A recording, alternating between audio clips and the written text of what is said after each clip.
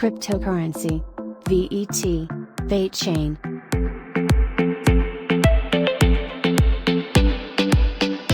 VetChain is one of the first blockchains built specifically to meet the needs of enterprise-class customers, based in Singapore and China. Over 30 of the Fortune 500 including Walmart, BMW, LVMH, Renault and PwC are working with VetChain, along with more than 250 clients currently being trained.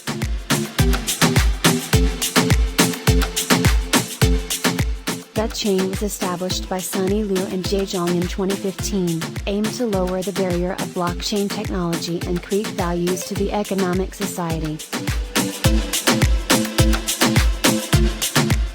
VET is a store of value and market payment currency that serves as an increment of value within the VetChain blockchain. It helps to transfer value across blockchain and triggers smart contracts.